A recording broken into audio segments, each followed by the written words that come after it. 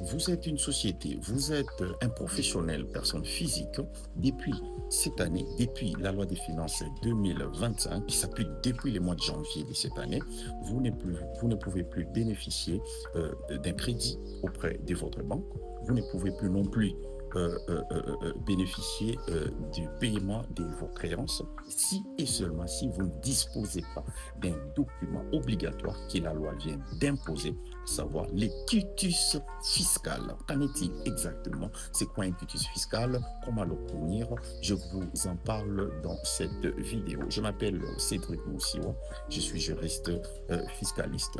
Par définition, un quitus fiscal, c'est un document délivré par les receveurs des impôts qui atteste, qui certifie que vous êtes en règle des déclarations et des paiements de vos impôts échus à la date de la délivrance de ce document. Alors aujourd'hui, je vais vous expliquer comment obtenir ces documents. C'est simple, il vous suffit de vous présenter auprès de votre service gestionnaire de la DGI. Vous êtes géré soit dans un centre d'impôt synthétique qui se trouve dans toutes les communes ici à Kinshasa et même dans l'ensemble du pays. Vous pouvez être géré dans un centre des impôts. Vous pouvez aussi être géré à la direction des grandes entreprises. Donc, si vous êtes géré dans l'un de ces services gestionnaires et que vous voulez bénéficier d'un crédit auprès de votre banque, ou alors vous voulez que votre créance que vous avez sur un client, ou sur vos clients, soit payée, il faudrait solliciter ces documents auprès de votre service gestionnaire, auprès du receveur de votre service.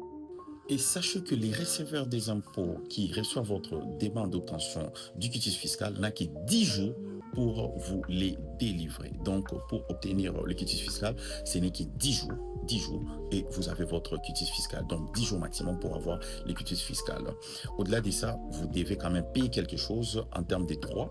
Donc, la Direction générale des impôts va percevoir sur vous un montant équivalent en francs congolais de 25 $ pour obtenir un quitus fiscal. Maintenant, je vous explique qu'est-ce qu'il advient lorsque votre banquier, lorsque votre banque vous octroie un crédit bancaire, vous octroie un crédit sans vous exiger un quitus fiscal. Sachez que la banque, conformément à la loi, qui octroie un crédit à une société ou à une personne physique professionnelle sans lui exiger le quitus fiscal, va payer une amende équivalente à 1/10 du crédit octroyé.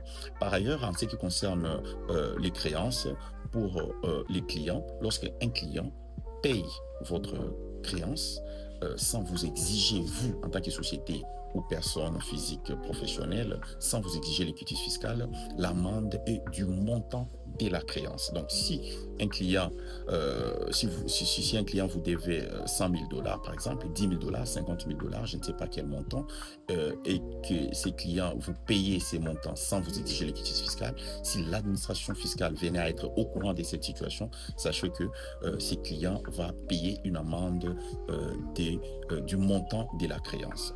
Voilà ce que je peux vous dire sur les quitus.